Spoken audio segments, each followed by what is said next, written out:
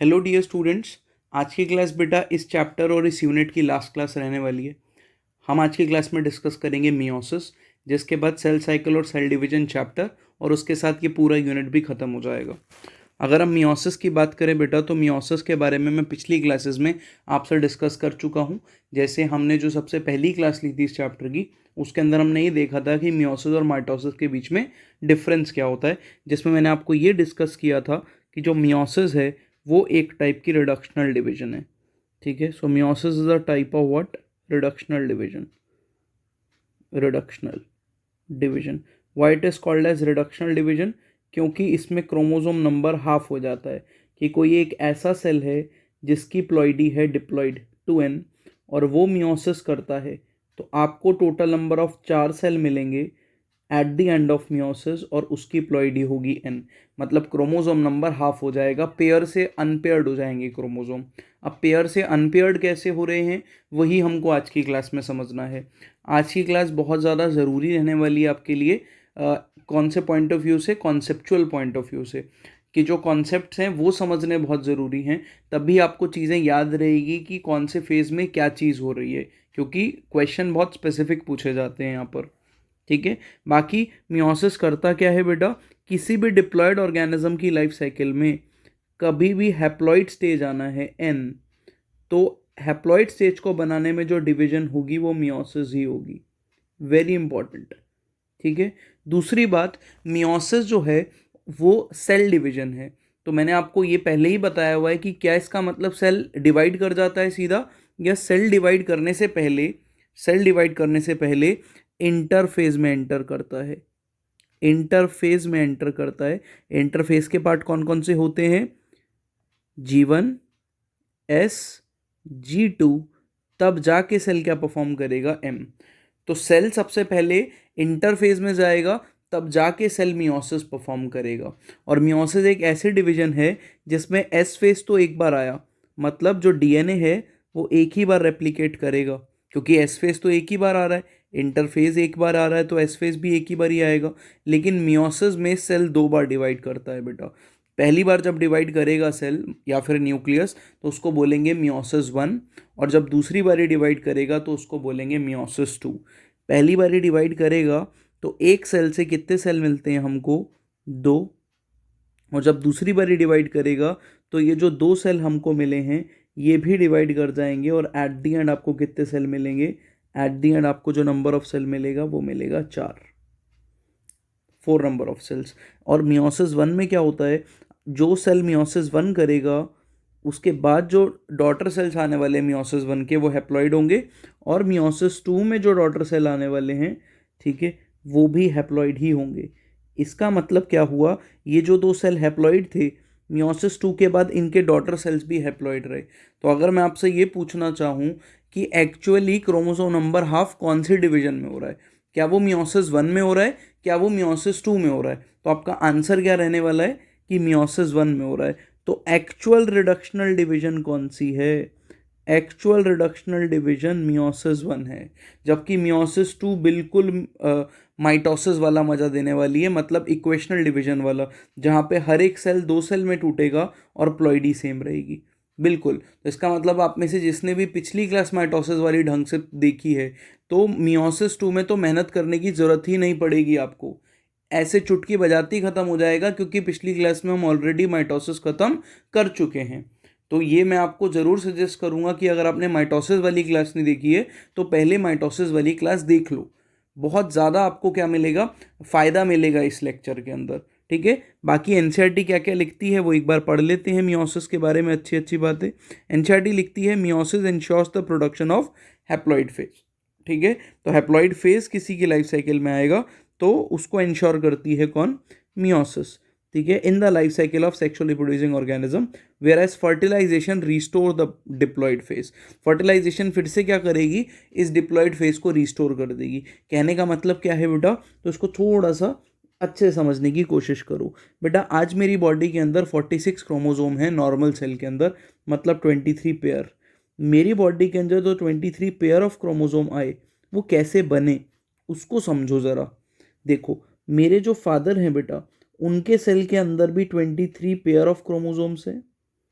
ठीक है। और मेरे जो मदर हैं उनकी बॉडी के भी नॉर्मल सेल्स के अंदर 23 पेयर ऑफ क्रोमोसोम्स हैं। और मुझे पता है कि जब दोनों के गैमेट फ्यूज़ हुए, फादर और मदर के गैमेट फ्यूज़ होते हैं तभी तो हम बनते हैं। तो मेरी बॉडी में जो है 23 पेयर आया, वो आया जब मदर और फादर के गैमेट फ्यूज़ हुए। लेकिन आप खुद सोचो, 23 पेयर और 23 पेयर, ठीक है, 46 और 46 जब फ्यूज़ होते तो 92 आना चाहिए था, जबकि यहाँ पे तो 23 पेयर 46 क्रोमोसोम्स ही आ रहे हैं।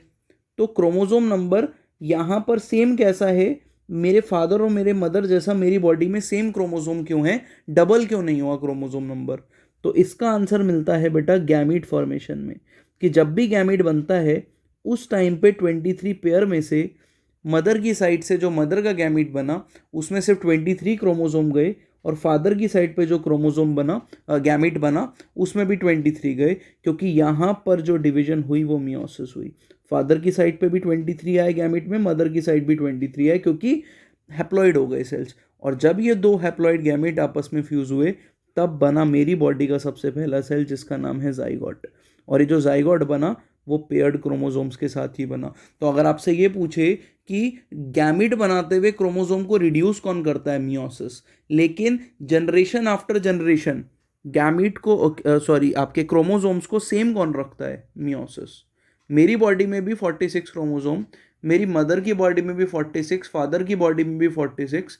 तो ये कांस्टेंट कैसे रह पा रहे हैं? क्योंकि अगर ये क्रोमोसोम रिड्यूस ना हुए होते गैमिट बनाते वक्त, तो ये कभी मेरी बॉडी के अंदर कांस्टेंट नहीं रह पाते। एकदम क्लियरली आपको मेरी बात समझ में आनी चाहिए, ठीक है। इसलिए यहाँ पे लिख रहा है कि fertilisation restores the diploid phase, ठीक है, कि एक ऑर्गेनिज्म की बॉडी के अंदर हैप्लॉइड फेज आएगा जिसको हम गैमीट बोल रहे हैं, लेकिन ये हैप्लॉइड फेज वापस से रीस्टोर हो जाएगा जब फर्टिलाइजेशन होगी और जाइगोट बनेगा। तो हम सबकी बॉडी का सबसे पहला सेल जाइगोट, उसमें उतने ही नंबर ऑफ क्रोमोसोम्स थे जितने हमारे पेरेंट्स में हैं। डबल क्यों नहीं हुए? क्योंकि मियोसिस नाम की डिवीजन होती है जो बहुत इंपॉर्टेंट है, ठीक है। उसके बाद मियोसिस इन्वॉल्व्स 2 सीक्वेंशियल साइकिल्स, वही बताया कि 2 बार न्यूक्लियस डिवाइड करता है, सेल डिवाइड करता है मियोसिस में, जिसको कहते हैं मियोसिस 1 एंड मियोसिस 2, ठीक है। But only single cycle of DNA replication, लेकिन डीएनए रेप्लिकेट सिर्फ एक ही बार होता है। ये बहुत इंपॉर्टेंट स्टेटमेंट है बेटा आपके एमसीक्यू पॉइंट ऑफ व्यू से, कि न्यूक्लियस तो 2 बार डिवाइड किया, या cell divide twice, but DNA replicate once, DNA एक बार रेप्लिकेट किया जबकि सेल 2 बार डिवाइड हुआ। Important.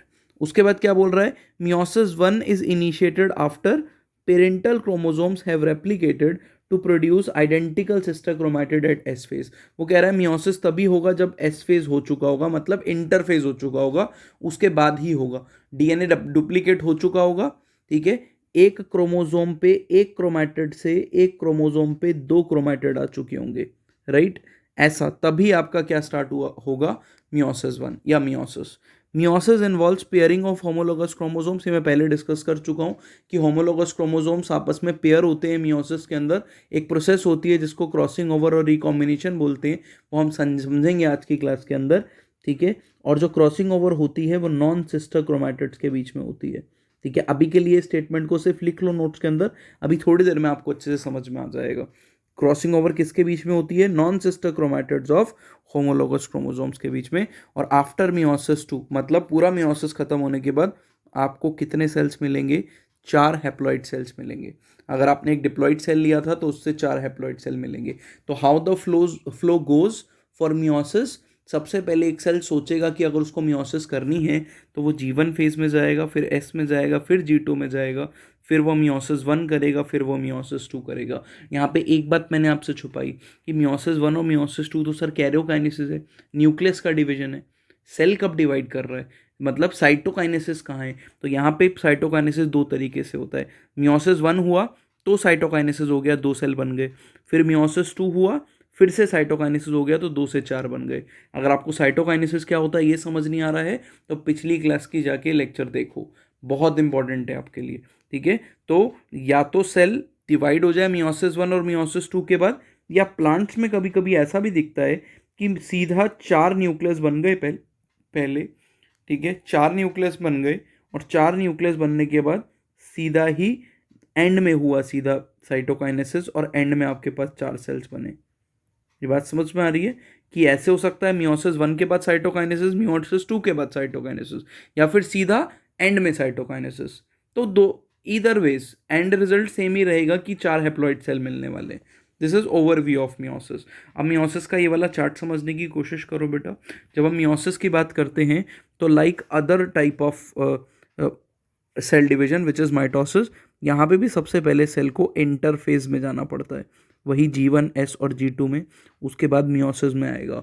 And meiosis consist of 2 phases, karyokinesis and cytokinesis. और ये मैंने बताया कि साइटोकाइनेसिस जरूरी नहीं है कि मियोसिस 1 मियोसिस 2 के बाद हो सीधा, ऐसा भी हो सकता है कि मियोसिस 1 हो उसके बाद साइटोकाइनेसिस हो जाए, फिर 2 सेल बन जाए, फिर मियोसिस 2 हो, फिर साइटोकाइनेसिस हो जाए, उन 2 से 4 सेल बन जाए। तो 2 बार भी हो सकता है साइटोकाइनेसिस सीधा एंड में, 1 बार भी हो सकता है। सेल तो 4 ही मिलेंगे एंड में, ठीक है। तो यहाँ पर 2 टाइप के karyokinesis, meiosis 1 and meiosis 2। And it is very easy to understand कि मियोसिस 1 में आपके पास 4 फेजेज आते हैं, पीमैट, वही माइटोसिस वाले, बस इनके नाम के आगे 1 लग जाएगा। Prophase 1, metaphase 1, anaphase 1, telophase 1, prophase 2, metaphase 2, anaphase 2, telophase 2, फिर साइटोकाइनेसिस। और साइटोकाइनेसिस यहाँ पे अलग से पढ़ने की जरूरत नहीं है, बिल्कुल माइटोसिस वाला ही है, वही कि क्लीवेज फरो बनेगी आपकी कहाँ पर, एनिमल सेल के अंदर, और सेल प्लेट बनती है प्लांट सेल के अंदर, सेम है। यहाँ पर हम सिर्फ फोकस करेंगे मियोसिस 1 और 2 पे, ठीक है। तो ध्यान से सुनो, कोई भी सेल ने सोचा कि हमको डिवाइड करना है तो क्या होगा, G1 S, G2, prophase 1, metaphase 1, anaphase 1, telophase 1, prophase 2, metaphase 2, anaphase 2, telophase 2। लेकिन बीच में एक राज की बात भी है, वो ध्यान से सुनना, ठीक है। यहाँ पे क्या होता है बेटा, जितना भी आपका क्या हुआ, प्रोटीन चाहिए था रेप्लिकेशन के लिए, कैरियोकाइनेसिस के लिए, न्यूक्लियस को डिवाइड कराने के लिए, ठीक है, उस सारे प्रोटीन का सिंथेसिस तो G2 फेज में हो गया, ठीक है। और वो मियोसिस 1 ने यूज़ कर लिया न्यूक्लियस को डिवाइड करने में। मियोसिस 1 के अंदर जो न्यूक्लियस डिवाइड हुआ, ठीक है, उसमें जो प्रोटीन वगैरह यूज़ हुआ, ठीक है, वो सारी चीज़ें कहाँ बन गई थी, G2 फेज के अंदर बन गई थी प्रिपरेशन। अब फिर से कैरियोकाइनेसिस होना है, तो इसका मतलब यहाँ पर फिर से एक छोटा सा फेज चाहिए होगा ना, जो मियोसिस 2 के लिए हल्का सा प्रिपेयर करके दे। इसीलिए आपको याद रखना है कि दोनों मियोसिस के बीच में, मियोसिस 1 और मियोसिस 2 के बीच में एक छोटा सा फेज आता है, जिस फेज का नाम है interkinesis. Very important, star mark कर लेना। इंटरफेज और इंटरकाइनेसिस में फर्क क्या है, इंटरफेज 2 एम फेज के बीच का फेज होता है, मियोसिस से पहले आता है। और इंटरकाइनेसिस, काइनेसिस मतलब वही कैरियोकाइनेसिस डिवीजन, तो 2 न्यूक्लियर डिवीजन मियोसिस 1 और मियोसिस 2 के बीच में जो फेज आता है दैट इज इंटरकाइनेसिस, ठीक है। एनसीईआरटी में लिखा हुआ है, तो आपको वहाँ से भी पढ़ सकते हो, बट यही बात है यहाँ पर कि मियोसिस 1 और मियोसिस 2 के बीच में इसलिए आता है क्योंकि मियोसिस 2 के लिए फिर से थोड़े बहुत प्रोटीन्स बनाने की ज़रूरत पड़ती है, एंजाइम सिंथेसिस करने की ज़रूरत पड़ती है, ठीक है। वो कहाँ पे होता है आपका, इंटरकाइनेसिस में, ठीक है। तो मैं फ्लो फिर से रीड कर देता हूँ कि आप गलती से भूलो नहीं। G1 S G2, prophase 1, metaphase 1, anaphase 1, telophase 1, interkinesis prophase 2, metaphase 2, anaphase 2, telophase 2, और बीच में साइटोकाइनेसिस साथ साथ चलेगा कि मियोसिस 1 होगा तो साइटोकाइनेसिस होके 2 सेल बन जाएंगे, फिर उन 2 से जब मियोसिस 2 होगा तो साइटोकाइनेसिस होके 4 सेल बन जाएंगे, ठीक है। साइटोकाइनेसिस क्या होता है बता चुका हूँ पिछली क्लास में ही। साइटोप्लाज्म का डिवीजन क्या कहलाता है, साइटोप्लाज्म का डिवीजन कहलाता है साइटोकाइनेसिस। वेरी इंपॉर्टेंट, ठीक है। अब देखो, अब ये वाला चार्ट जैसे हमने माइटोसिस का बनाया था ना, जिसके बाद आपने फील किया होगा कि माइटोसिस बहुत आसान हो गया था हमारे लिए, ठीक है। यहाँ पर भी क्या है, मियोसिस बहुत आसान हो जाएगा ये वाला चार्ट समझने के लिए, ठीक है। तो देखो ज़रा यहाँ पे क्या हो रहा है बेटा, अपने अकॉर्डिंगली बेटा वीडियो का जो स्पीड है वो आप थोड़ा सा चेंज कर लेना, ठीक है। आज हल्का सा गले में इन्फेक्शन है, इसलिए थोड़ा सा आवाज़ में एनर्जी आपको कम लगेगी, बट चीज़ें आपको बिल्कुल अच्छे से समझ में आएगी, बस मेरी आवाज़ पे फोकस करना है और चीज़ों को पढ़ते रहना है। देखो यहाँ पे क्या होगा, यहाँ पे सबसे पहले तो ये बताओ कि सर डीएनए का कंटेंट कितना है, फिर बताओ सर क्रोमोसोम की प्लॉइडी कितनी है, ठीक है। तो मैंने क्या किया है यहाँ पे, ये ब्लू वाला और ये रेड वाला इनको होमोलोगस क्रोमोसोम माना है पेयर में। ह्यूमन में ऐसे कितने पेयर होते हैं, 23 पेयर, ठीक है। तो क्योंकि ये पेयर में है तो इतना तो समझ में आ गया सर ये डिप्लॉयड है। और डीएनए कंटेंट 2C है। कैसे पता चला सर 2C है? अगर नहीं पता चल रहा है तो इसका मतलब माइटोसिस वाला लेक्चर नहीं देखा है, तो देखो जाके। ये अभी तक इसमें एक क्रोमोसोम पे एक ही क्रोमैटिड है, इसका मतलब ये बात क्लियर हो गई कि ये रेप्लिकेशन नहीं हुई है इसकी। और जब रेप्लिकेशन नहीं हुई होती तो कितना होता है डीएनए का कंटेंट डिप्लॉयड सेल में? 2C। अब ये जो मैंने ब्लैक कलर का बताया this is S phase. S phase में जाने के बाद क्या हुआ? एस फेज में जाने के बाद हर एक क्रोमैटिड पे कितने हर एक क्रोमोसोम पे कितने क्रोमैटिड आ गए? 2-2। और ये 2-2 इसलिए आए क्योंकि डीएनए रेप्लिकेट हो चुका है, मतलब 4C आ गया है। क्रोमोसोम कितने हैं अभी भी डिप्लॉयड? क्योंकि अभी भी पेयर में ही है क्रोमोसोम, पेयर में ही तो है। क्रोमोसोम तो 2 ही काउंट होंगे, राइट? क्रोमोसोम को काउंट करना अपने को आता है। और ये जो तो मैंने अभी 2 क्रोमोसोम बनाए, इनको थोड़ा सा अच्छे से फोकस करना बेटा, थोड़ा सा अच्छे से फोकस करना। इन दोनों क्रोमोसोम के बीच का मैंने रिलेशनशिप आपको क्या बताया है? ये दोनों क्रोमोसोम, लेट्स से ये ए और ये बी, ये दोनों होमोलोगस क्रोमोसोम्स हैं। क्या है ये? होमोलोगस। ठीक है, याद रखना है। होमोलोगस क्यों कह रहा हूँ? क्योंकि इस पे जिस टाइप का जीन प्रेजेंट है इस पे भी उसी टाइप का जीन, मतलब इस पे हाइट का है तो इस पे भी हाइट का है। और हर एक क्रोमोसोम के पास कितने क्रोमैटिड्स हैं? 2-2। ये जो 2 क्रोमैटिड हैं जो सेम कमर से बंधे हुए हैं, कमर ऑफ क्रोमोसोम मैं किसको बोलता हूँ आपको ये बात पता होनी चाहिए वैसे, सेंट्रोमियर। अगर सेम सेंट्रोमियर से क्रोमैटिड अटैच्ड हैं तो इनको बोला जाता है सिस्टर क्रोमैटिड्स। Sister chromatids. ये दोनों भी कौन हो गए बताओ? Sister chromatids. लेकिन अगर मैं आपसे इनको नंबर दे देता हूँ 1 2 3 4, अगर मैं आपसे क्रोमैटिड नंबर 2 और क्रोमैटिड नंबर 3, मतलब रेड वाले क्रोमोसोम का एक क्रोमैटिड और 3 वाले क्रोमोसोम के एक क्रोमैटिड के बीच का रिलेशनशिप अगर आपसे पूछूं, तो इन दोनों के बीच का जो रिलेशनशिप होगा, किसके बीच का? 2 और 3 के बीच का, या 2 और 4 के बीच का, या 1 और 3 के बीच का, या 1 और 4 के बीच का, तो इनको बोला जाता है non sister chromatids. Non sister chromatids. ये मैं पहली क्लास में आपको बता चुका हूँ इस चैप्टर की ये तीसरी क्लास है, चैप्टर खत्म हो जाएगा तीसरी क्लास में ही।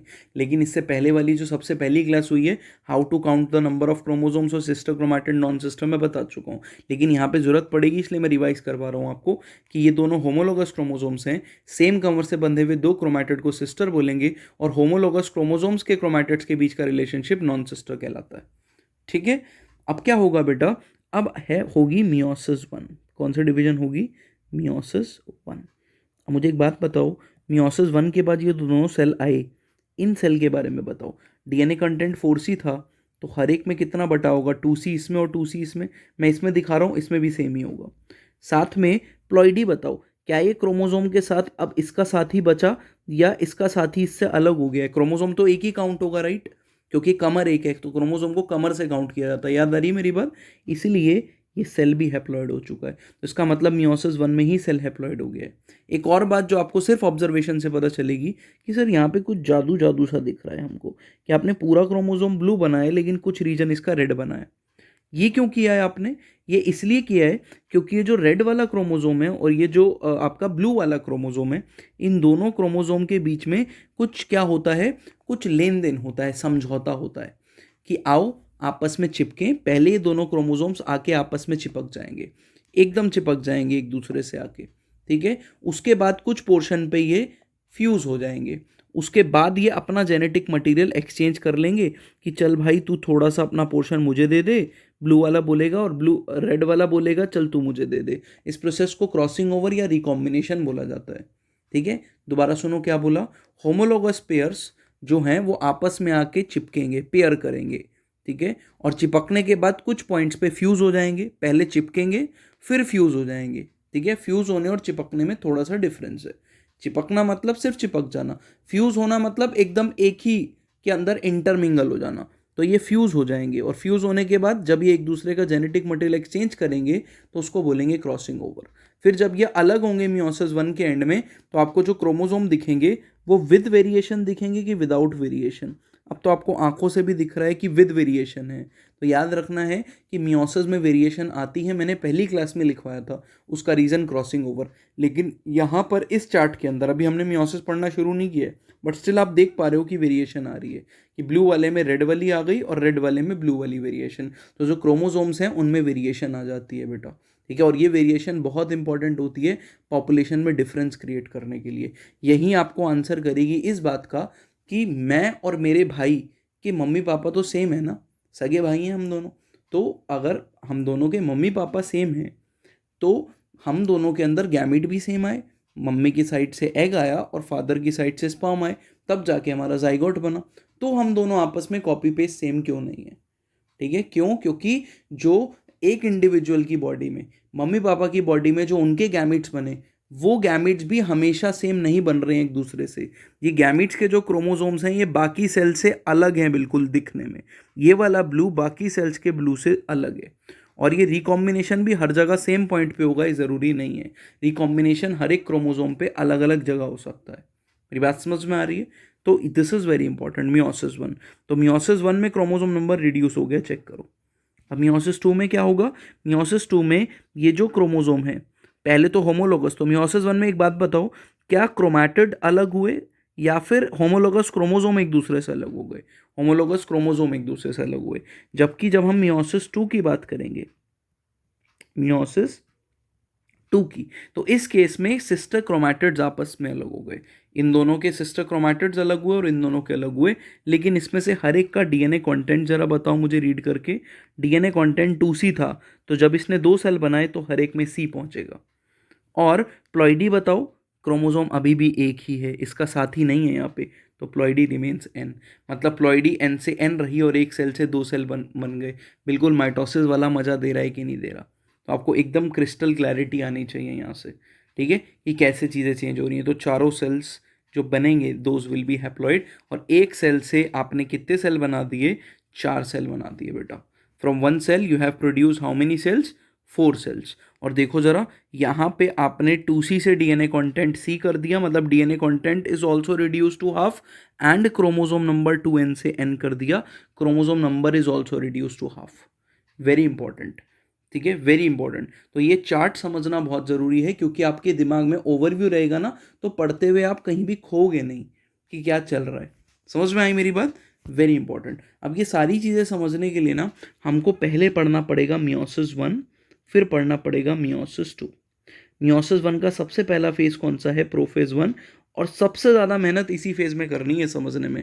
बाकी सारे फेजेस तुम उड़ा दोगे अगर तुमने माइटोसिस पढ़ी है, मैं लिख के देता हूँ इस बात को। बट शर्त यह है कि पिछली क्लास का माइटोसिस पढ़ा होना चाहिए मेरे वीडियो लेक्चर से आपको, ठीक है, तभी आपको मज़ा आएगा। बेटा प्रोफेज वन सबसे बड़ा फेज है पूरी मियोसिस का, प्रोफेज वन। इसीलिए इस प्रोफेज वन को अपनी सहूलियत की स्टडी के लिए हमको 5 फेजेस में डिवाइड करना पड़ता है। इन फेजेस को याद करने के लिए आप ऐसे याद कर सकते हो, LZPDD, leptotene, zygotene, pachytene, diplotene, diakinesis. इस सब की फुल फॉर्म अभी अगली स्लाइड पे मिल जाएगी। अभी पहले LZPDD, इसको सुनो ध्यान से कि मैं क्या प्रोनाउंस कर रहा हूँ, और हो सके तो प्रोनाउंस भी करा करो क्लास लेते हुए, क्योंकि आप जितना ज़्यादा मुश्किल टर्म्स को प्रोनाउंस करोगे ना, उतना ज़्यादा चीज़ें आपको लिखने में स्पेलिंग मिस्टेक्स कम होंगी और आपको याद अच्छे से होंगी। मोस्ट ऑफ द टाइम्स बच्चे ये गलती करते हैं कि लेक्चर तो लेते हैं लेकिन उस लेक्चर में खुद को इन्वॉल्व नहीं करते हैं बिल्कुल भी, ठीक है। तो आपको आपका इन्वॉल्वमेंट कैसे आएगा? आपका इन्वॉल्वमेंट आएगा कि आप चीज़ों को बीच बीच में वीडियो को पॉज करो, मैंने क्या समझाया उसको स्क्रीन पे देखो ज़रा। यहाँ पे सिर्फ 3 चीज़ें हैं बेटा, और मैं आपको ये बात लिख कर देता हूँ, सही बता रहा हूँ मैं आपको। अगर आप मेरी वीडियो में कंसंट्रेशन मेंटेन कर पाए ना, तो बायोलॉजी में आपको कोई नहीं रोक सकता है, और आपका आईक्यू बाकी सब्जेक्ट्स में भी बहुत ऊपर जाएगा, बहुत ऊपर। क्योंकि यहाँ पे डिस्ट्रैक्शन का कोई दूसरा मीन्स है नहीं आपके पास। यहाँ पे सिर्फ 3 चीज़ें हैं जो आपस में इंटरेक्ट कर रही हैं, एक आप, एक ये स्क्रीन जो आपको दिख रही है, और तीसरा मेरी आवाज़, ठीक है। यहाँ पे कोई मिडल चीटिंग नहीं है कि मैं किसी और तरीके से आपका टाइम वेस्ट कर सकूं या किसी दूसरे तरीके से। प्योर कॉन्सेप्ट आपको मिल रहा है, उसी को फॉलो करना है। तो लिप्टोटीन, LZPDD, मियोसिस वन के 5 phases, back to the topic जल्द से जल्द आएंगे। LZPDD, leptotene, zygotene, pachytene, diplotene, diakinesis. Leptotene, zygotene, pachytene, diplotene, diakinesis, सबसे बड़ा फेज ये है। उसके बाद क्या आएगा? Metaphase one, anaphase one, telophase one, बहुत जल्दी खत्म हो जाएगा, बहुत जल्दी। उसके बाद मियोसिस टू तो तुम उड़ा ही दोगे क्योंकि बिल्कुल माइटोसिस है, कुछ अलग नहीं है। Prophase two, metaphase two, anaphase two and telophase two. बस फ़र्क ये है मियोसिस 2 और माइटोसिस में कि मियोसिस 2 मियोसिस 1 के बाद आता है हमेशा, और हैप्लॉइड सेल का मियोसिस 2 होता है। ठीक है, तो देखो ज़रा प्रोफेज 1 अब सबसे पहले पढ़ने जा रहे हैं हम। और प्रोफेज 1 के कौन से 5 फेजेस अभी अभी तुमको मैंने बताए? Leptotene, zygotene, pachytene, diplotene, diakinesis. ठीक है, और प्रोफेज 1 में क्या होने वाला है बेटा? लिप्टोटीन में क्या होगा, जो आपको सेल मिला बेटा उसमें जो आपको डीएनए का कंटेंट मिलेगा न्यूक्लियस में, ये बात मैं माइटोसिस में भी पढ़ा चुका हूँ, वो क्रोमैटिन मिलेगा, थ्रेड लाइक स्ट्रक्चर मिलेगा। तो इस थ्रेड लाइक स्ट्रक्चर को आपको किस में कन्वर्ट करना है? क्रोमोसोम्स में। तो जब ये क्रोमोसोम बनाएगा, इस प्रोसेस को बोला जाता है कंडेंसेशन, राइट? कंडेंसेशन। तो होगा क्या? लिप्टोटीन, टीन मतलब थ्रेड लाइक, तो लिप्टोटीन के अंदर आपको थ्रेड लाइक जो डीएनए दिखता है वो मोटे थ्रेड लाइक सिमेट्रिकल स्ट्रक्चर में कन्वर्ट होने लगता है धीरे धीरे, और क्रोमोसोम दिखने लगते हैं। तो लिप्टोटीन में एनसीईआरटी लिखती है chromosome gradually become visible, chromosome gradually दिखने लगेंगे अंडर लाइट माइक्रोस्कोप। एक बारी इसी चीज़ पे क्वेश्चन पूछ लिया था, अभी 2 साल पहले की बात बता रहा हूँ आपको, कि नीट ने इसी चीज़ पे क्वेश्चन पूछ लिया था स्टेटमेंट बना के, लाइट माइक्रोस्कोप। तो क्रोमोसोम दिख जाते हैं लाइट माइक्रोस्कोप में, लेकिन उतना अच्छा उनका स्ट्रक्चर स्टडी नहीं किया जा सकता है, बट हाँ लाइट माइक्रोस्कोप में दिखते हैं क्रोमोसोम्स। एनसीईआरटी की स्टेटमेंट है। Chromosome compaction continues through out this phase, इस पूरे फेज में क्रोमोसोम का कॉम्पैक्शन होता है, जिसको हम कंडेंसेशन कहते हैं, कंडेंसेशन। तो लिप्टोटीन निहायती आसान कुछ नहीं है, लिप्टोटीन में कंडेंसेशन स्टार्ट होती है और कंडेंसेशन चलती रहती है, बट क्रोमोसोम दिखने शुरू हो जाते हैं लिप्टोटीन में, इतना याद रखना है आपको। सर अब जाइगोटीन में क्या हो रहा है? जाइगोटीन में बहुत कुछ हो रहा है, एकदम ध्यान से सुनना। जाइगोटीन के अंदर जो मैंने आपको 2 होमोलोगस क्रोमोसोम्स बताए थे ना बेटा, 2 होमोलोगस क्रोमोसोम्स, एक ये और एक इसका साथी, वो आके चिपक जाएंगे, एक दूसरे से चिपकेंगे। फ्यूज नहीं बोल रहा हूं अभी, लेकिन वो चिपकेंगे। इनके चिपकने की प्रोसेस को बोला जाता है साइनैप्सिस। एकदम एकदम एक एक जो मैं टर्म आपको दे रहा हूं इस टॉपिक के अंदर, वो क्रिस्टल क्लियर होनी चाहिए बेटा। साइनैप्सिस मतलब होमोलोगस क्रोमोसोम का pairing is called as synapsis. Homologous chromosomes आपस में आके चिपकने लगे तो साइनैप्सिस, वेरी इंपॉर्टेंट। दूसरी बात, ये भी तो सवाल आना चाहिए कि सर ये चिपके कैसे? मतलब कि अगर 2 क्रोमोसोम आपस में चिपक रहे हैं तो बीच में कोई तो ग्लूइंग सब्सटेंस कुछ चाहिए होगा। तो बिल्कुल ये कुछ प्रोटीन्स के थ्रू चिपकते हैं। ठीक है, तो जितने भी कॉम्प्लेक्सेस प्रोटीन के बीच में आए, ठीक है, उनको और इन दोनों क्रोमोसोम्स को मिला के जिन्होंने प्रोटीन्स ने इनको चिपकाने की कोशिश करी, उसको बोला जाता है क्या? साइनैप्टोनिमल कॉम्प्लेक्स। क्या बोलते हैं? साइनैप्टोनिमल कॉम्प्लेक्स। एकदम क्रिस्टल क्लियर डिफरेंस होना चाहिए। सुनो दोबारा क्या बोला। होमोलोगस क्रोमोसोम्स आपस में आके पेयर करे, साइनैप्सिस। वो पेयरिंग करने के लिए, चिपकने के लिए जो पूरा कॉम्प्लेक्स यूज हुआ, ठीक है, प्रोटीन का, दैट इज साइनैप्टोनिमल कॉम्प्लेक्स। समझ में आई मेरी बात? तीसरी बात, जब इन स्ट्रक्चर्स को माइक्रोस्कोप में देखा जाता है तो ये एज अ यूनिट दिखता है पूरा, राइट? As a unit. ठीक है, और इसको दिखने पे कुछ साइंटिस्ट ने बोला कि हमको यहां पर क्या दिख रहा है? 2 क्रोमोसोम दिख रहे हैं एक साथ, बिल्कुल दिख रहे हैं इस कॉम्प्लेक्स में 2 क्रोमोसोम, इसलिए इसका नाम हम बाइवेलेंट रखेंगे। दूसरे ग्रुप ऑफ साइंटिस्ट ने बोला कि 2 क्रोमोसोम तो साथ में आपको दिख रहे हो सकते हैं, हमको तो 4 क्रोमैटिड साथ में दिख रहे हैं स्ट्रक्चर में, इसलिए हम इसका नाम रखेंगे टेट्राड। टेट्रा मतलब 4 और बाय मतलब 2। तो इस सेम स्ट्रक्चर को बाइवेलेंट भी बोला जा सकता है और इस सेम स्ट्रक्चर को टेट्राड भी बोला जा सकता है, दोनों इसी का नाम है। तो बाइवेलेंट क्यों बोला गया? क्योंकि 2 क्रोमोसोम दिखते हैं। टेट्राड क्यों बोला गया? क्योंकि स्ट्रक्चर में 4 क्रोमैटिड दिख रहे हैं। तो बाइवेलेंट और टेट्राड बनते हैं। कैसे बनते हैं? कौन सी प्रोसेस से? साइनैप्सिस। साइनैप्सिस चिपकी हुई किसकी मदद से है? साइनैप्टोनिमल कॉम्प्लेक्स। समझ में आ गई बात? तो होमोलोगस क्रोमोसोम का चिपकना साइनैप्सिस, किसकी मदद से चिपके? Synaptonemal complex.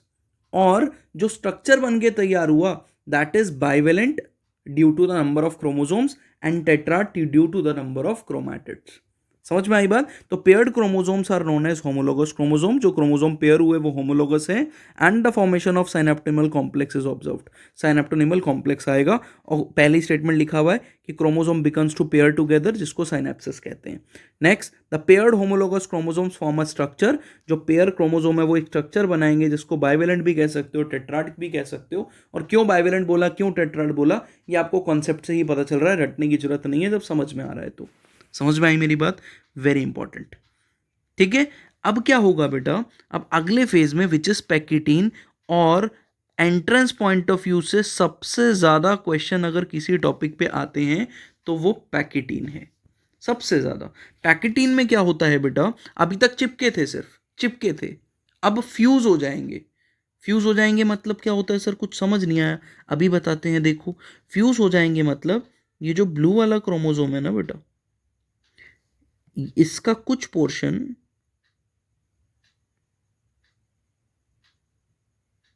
ये वाला मैंने ऊपर दिखाया है, ये फ्यूज हो गया, इतना पोर्शन फ्यूज हो गया, ठीक है। ये पैकेटीन में होता है, इट गेट्स फ्यूज्ड, ठीक है। और ये जिस पॉइंट पे फ्यूज्ड हुआ, यहां पे बन गया नोड्यूल, नोड जैसा स्ट्रक्चर बन जाता है, ठीक है। नोड मतलब सॉलिड गोल स्ट्रक्चर, तो नोड जैसा स्ट्रक्चर बन जाएगा। और इसी स्ट्रक्चर में क्या होगा बेटा, इसी स्ट्रक्चर के अंदर ब्लू वाले का कुछ रीजन रेड पे चला जाएगा और रेड वाले का कुछ रीजन ब्लू पे चला जाएगा। लेकिन जब तक ये नोड रिजॉल्व नहीं होगी तब तक आपको दिखेगा नहीं होता हुआ, लेकिन हाँ यहाँ पर ही हो रहा है, वो इसी नोड पे रिकॉम्बिनेशन हो रहा है, इसलिए इस नोड को क्या बोलते हैं हम, इसलिए इस नोड को बोला जाता है रिकॉम्बिनेशन नोड्यूल। क्या बोला जाएगा इस नोड को, रिकॉम्बिनेशन नोड्यूल, ठीक है। तो दोनों होमोलोगस क्रोमोसोम आके पेयर कब हुए, जाइगोटीन में, लेकिन वो फ्यूज कब हुए, पैकेटीन में। तो देखो, the 4 chromatid of each bivalent chromosome become distinct, अलग अलग दिखेंगे आपको, अपीयर एज टेट्राड, टेट्राड दिखेगा। लेकिन टेट्राड दिखेगा कहाँ, ये आपको पूछेगा तो जाइगोटीन आंसर करना, पैकेटीन आंसर नहीं करेगा कोई। ये है इंपॉर्टेंट यहाँ का पॉइंट, कि यहाँ पे रिकॉम्बिनेशन नोड्यूल दिखता है। क्या होता है recombination nodule, the site where crossing over occurs. और ये क्रॉसिंग ओवर किसके बीच में हो रहा है मुझे बताओ, क्या ये दो क्रोमोसोम्स के क्रोमैटिड के बीच में हो रहा है, होमोलोगस क्रोमोसोम के? तो सिस्टर तो नहीं है, ये कौन से हैं, नॉन सिस्टर क्रोमैटिड्स। तो द क्रॉसिंग ओवर और recombination occurs between non sister chromatids of homologous chromosome. बढ़िया एमसीक्यू बन सकता है यहाँ पे, कि sister chromatids of homologous chromosome, sister chromatids of non homologous chromosomes, non sister chromatids of homologous chromosomes, या non sister chromatids of non homologous chromosome. बन गए 4 ऑप्शन, बढ़िया। तो non sister chromatids of homologous chromosomes के बीच में क्या होता है, रिकॉम्बिनेशन, ठीक है, या क्रॉसिंग ओवर। और ये क्रॉसिंग ओवर कराने में भी बेटा कुछ एंजाइम चाहिए होते हैं, ऑब्वियस ही बात है। अगर इसकी टोपी उसके सर, मतलब ये रेड वाले का कुछ पोर्शन ब्लू पे डालना है और ब्लू वाले का कुछ रेड पे फेंकना है आपको, तो यहाँ पे क्या करना पड़ेगा, यहाँ पे इसके पोर्शन को काट के उस पर चिपकाना पड़ेगा और इसको काट के। तो वो एंजाइम जो काटने और चिपकाने में हेल्प करते हैं इसको बेटा, उन एंजाइम को बोला जाता है रिकॉम्बिनेस। वही रिकॉम्बिनेशन जो कराए उस एंजाइम को क्या बोला जाएगा, रिकॉम्बिनेस। तो तीसरी स्टेटमेंट एनसीईआरटी की, crossing over is an enzyme mediated process. Enzyme कराता है क्रॉसिंग ओवर, एंजाइम का नाम क्या है, कुल मिला के रिकॉम्बिनेस कहते हैं सारे एंजाइम्स को। That leads to the recombination of genetic material between homologous chromosome, जिसकी वजह से होमोलोगस क्रोमोसोम्स के बीच में क्रॉसिंग ओवर या रिकॉम्बिनेशन होता है, ठीक है। पैकेटीन, अभी तक दोबारा याद करो मैंने क्या बोला, LZP खत्म हो चुका है। लिप्टोटीन में क्या हुआ, लिप्टा, लिप्टा मतलब क्रॉसिंग ओवर हुआ थ्रेड लाइक स्ट्रक्चर का, सॉरी कंडेंसेशन हुआ थ्रेड लाइक स्ट्रक्चर का, और क्रोमोसोम दिखने शुरू हो गए।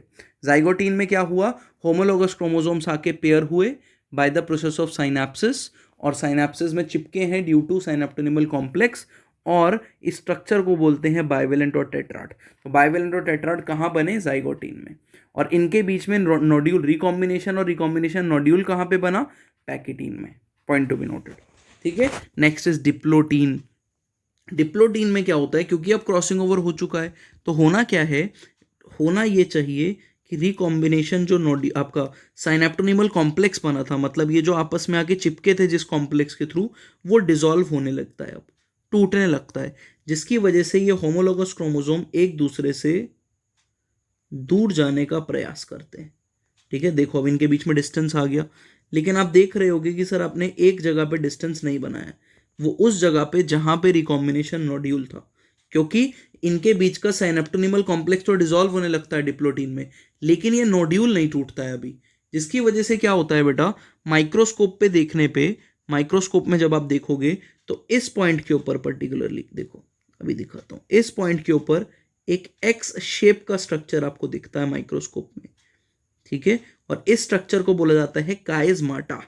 एक्स का, एक्स से ही निकला ये टर्म कायज़माटा। कायज़माटा मतलब एक्स शेप का स्ट्रक्चर। तो कायज़माटा कहाँ पे दिखता है आपको, एक्स शेप का स्ट्रक्चर कहाँ दिखता है, डिप्लोटीन में।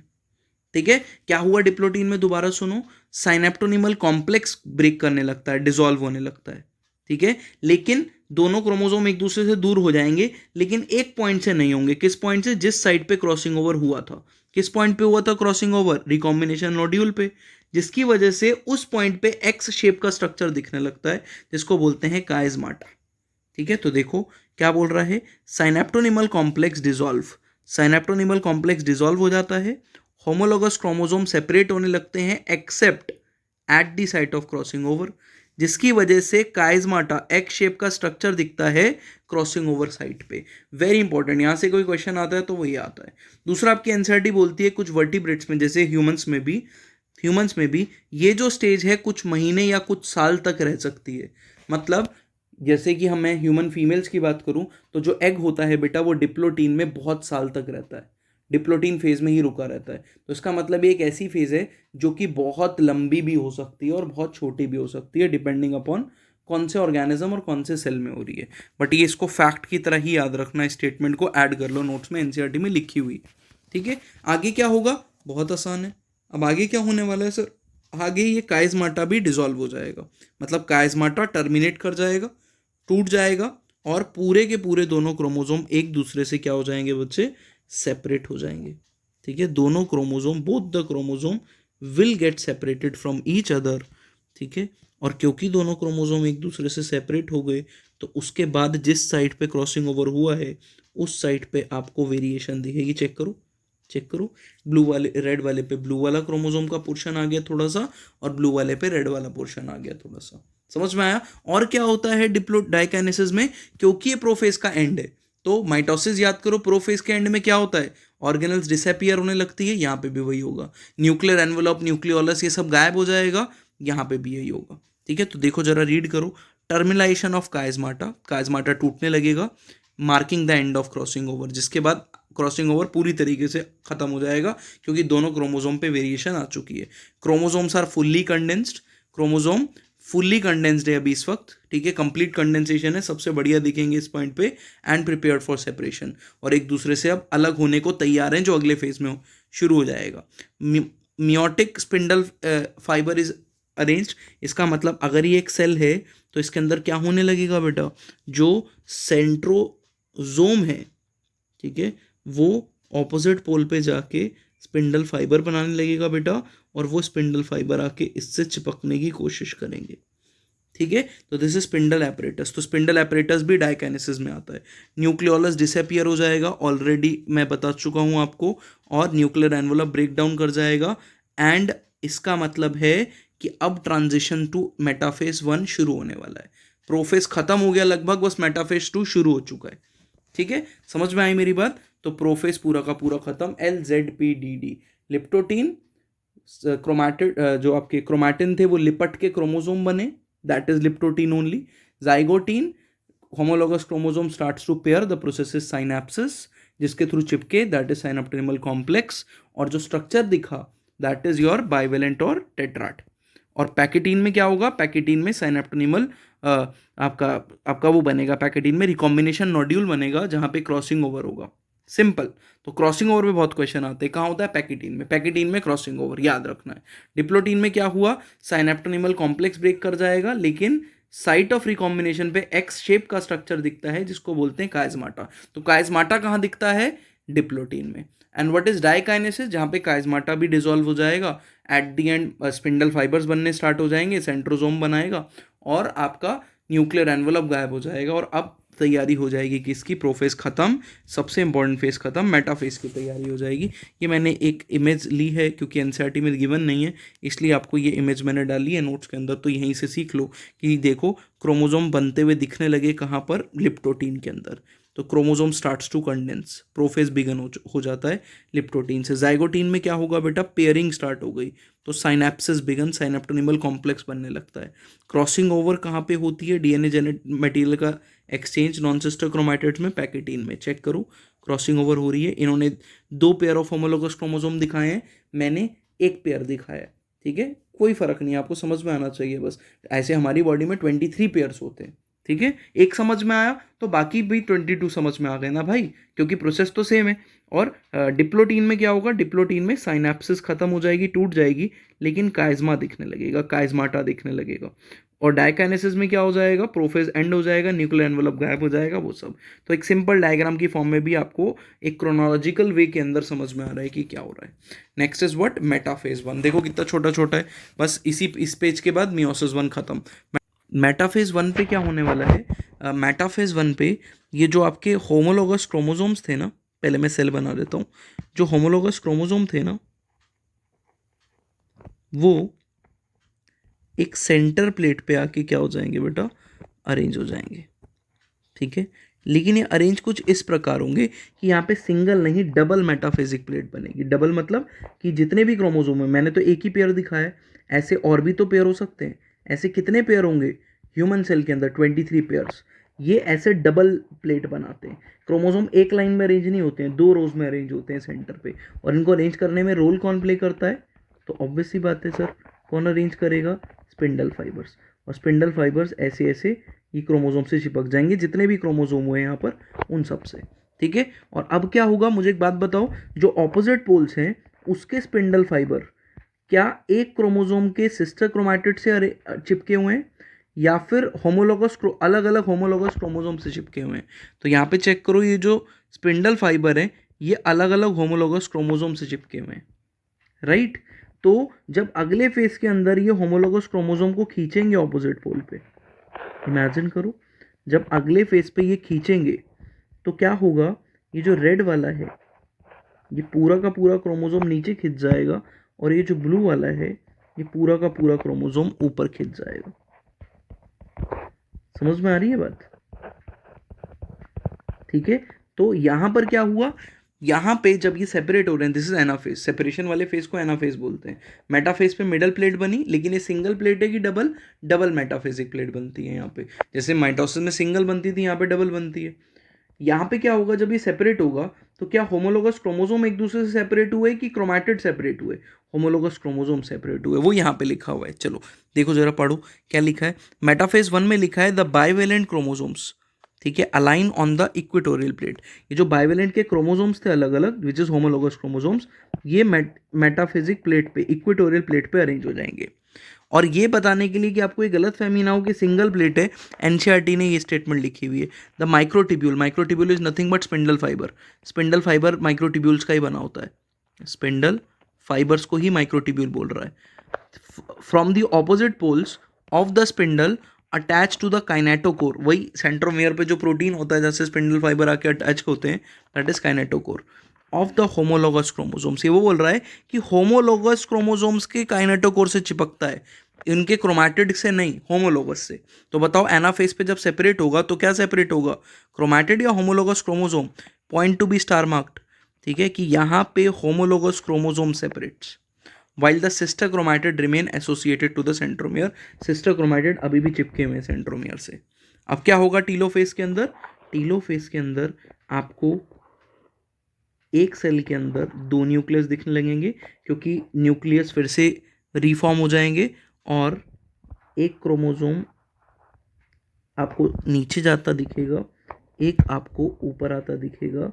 लेकिन सर इनमें वेरिएशन होगी कि नहीं होगी, कोई शक वाली बात नहीं है कि इनमें वेरिएशन होगी, कोई भी शक वाली बात नहीं है। तो यहाँ पे भी वेरिएशन दिखा सकते हो आप ऊपर वाले सेल्स में, ठीक है, वेरिएशन होगी क्योंकि क्रॉसिंग ओवर पैकेटीन में हो चुका ऑलरेडी, तो there will be variation. This is telophase.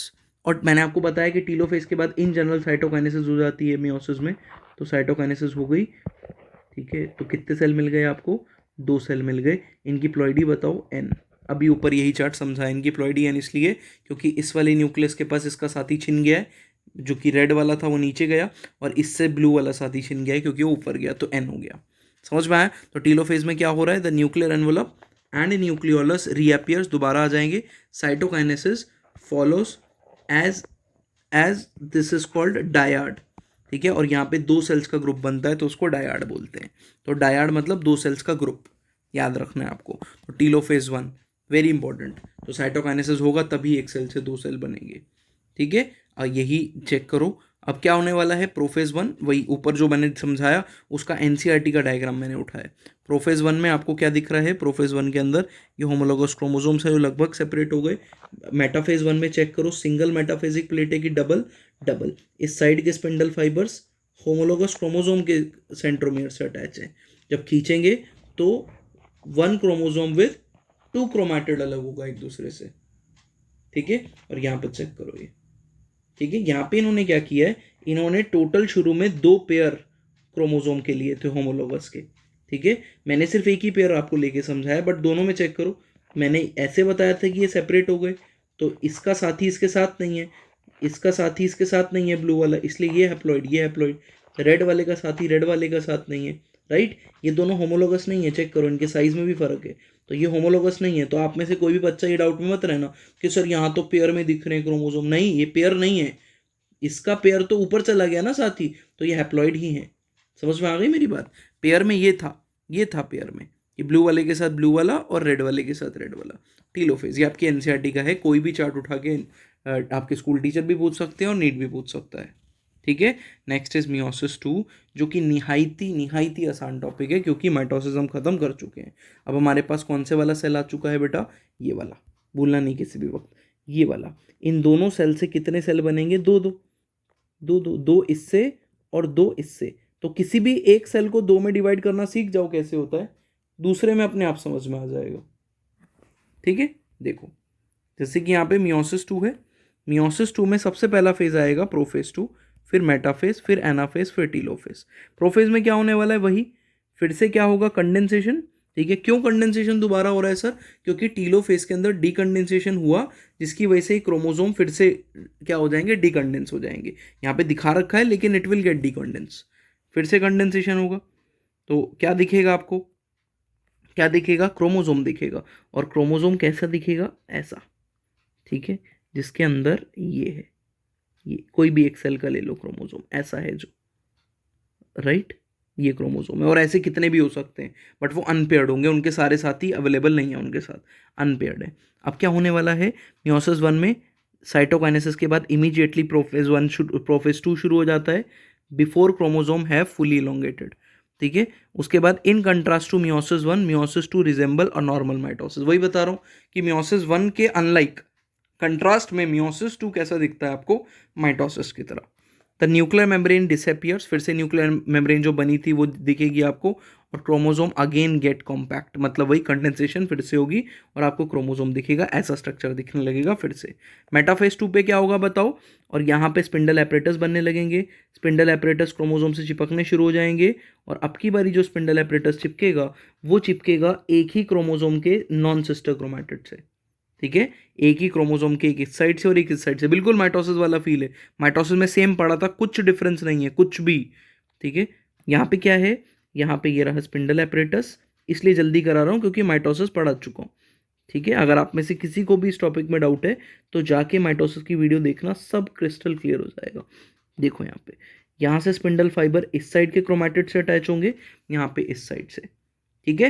तो क्या बोल रहा है, एट दिस फेज, और ये इक्वेटोरियल प्लेट पे आ गया, at this phase chromosome align at the equator, equatorial plate, microtubules मतलब वही spindle fibres from the opposite poles of the spindle get attach to the kinetochore of sister chromatid.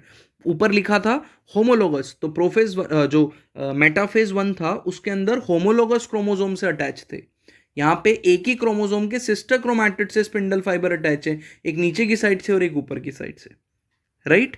और अब कौन सा फेज आएगा, एनाफेज। एनाफेज में क्या होने वाला है, निहायती आसान टॉपिक है, अब तो आप समझ गए होगे, गेस कर भी लिया होगा मेरे ख्याल से आप में से आधे से ज़्यादा बच्चों ने, ठीक है। इतने समझदार आप लोग हो कि आपने गेस कर लिया होगा कि अब ये क्रोमोसोम स्प्लिट कर जाएगा, इसका एक क्रोमैटिड ऊपर जाएगा और एक कहाँ जाएगा, नीचे।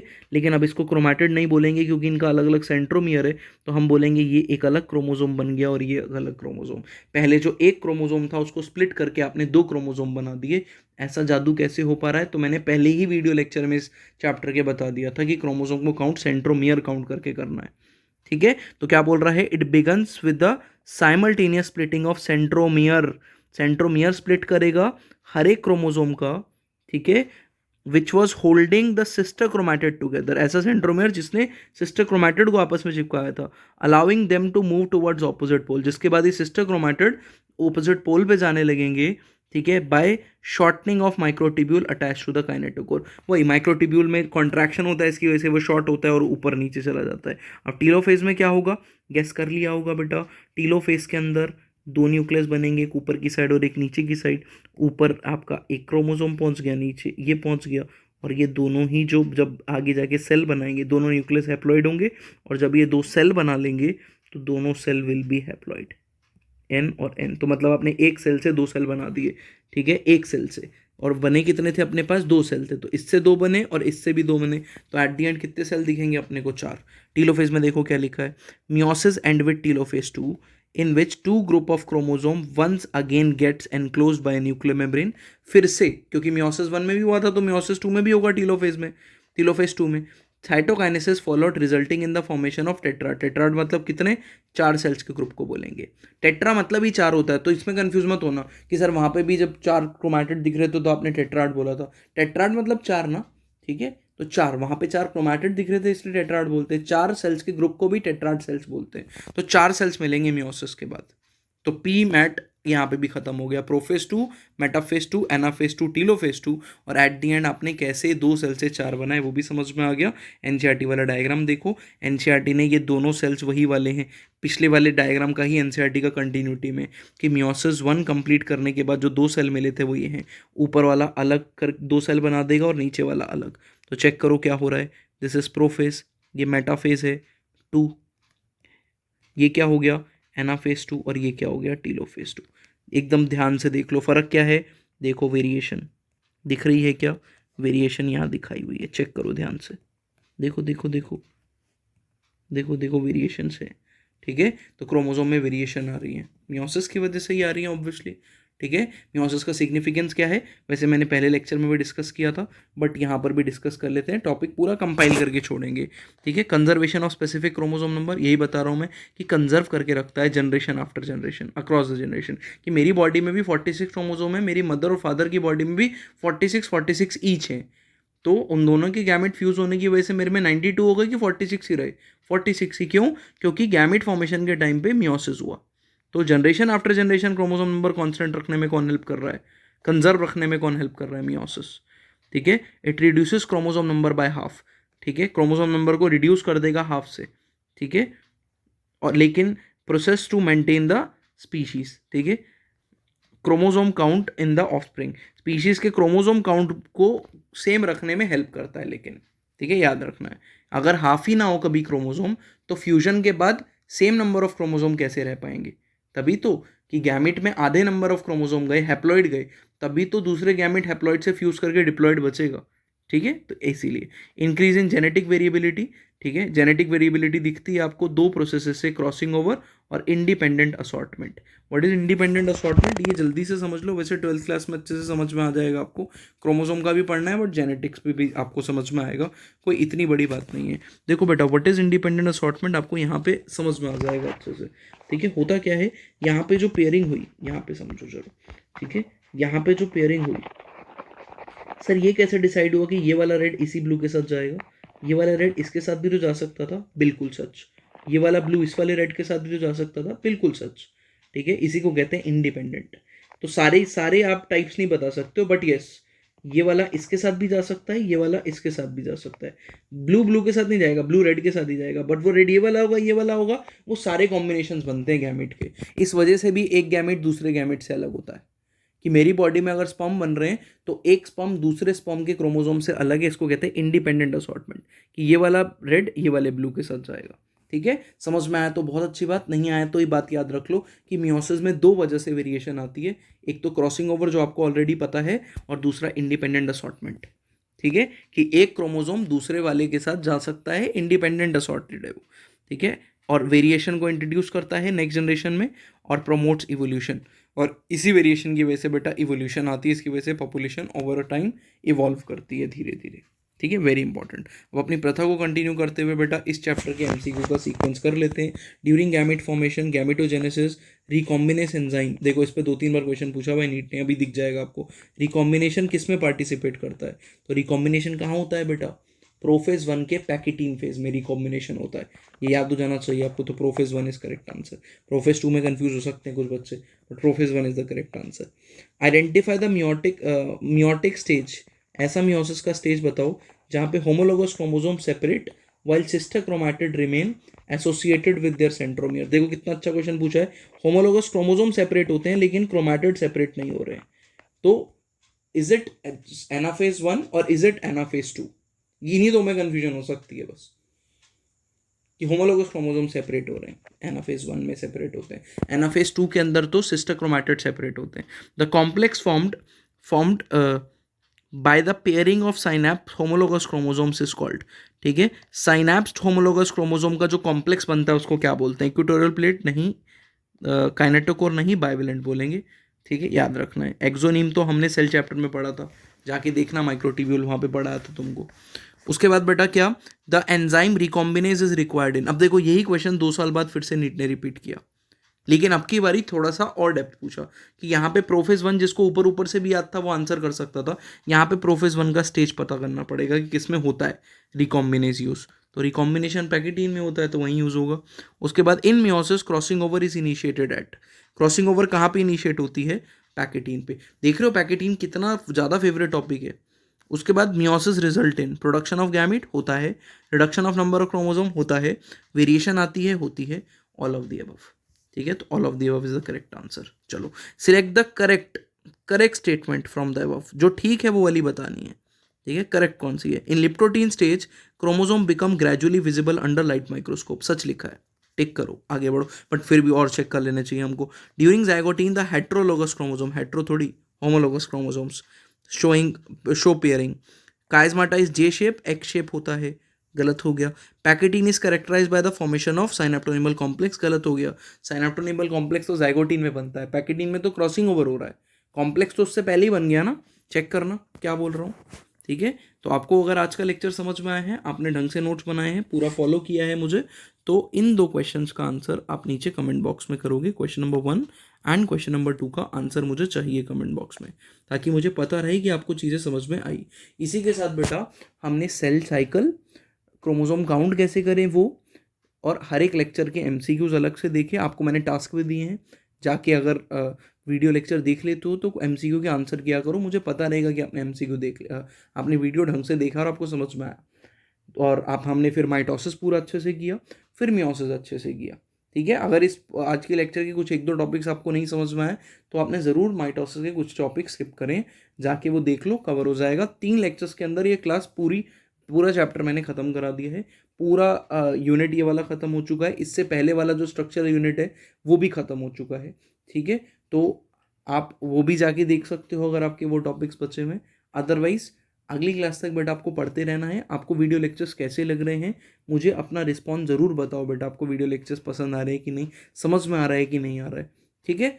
बाकी अगली क्लास तक पढ़ते रहो, मिलते हैं नेक्स्ट क्लास में। Thank you so much, keep sharing the videos, thank you.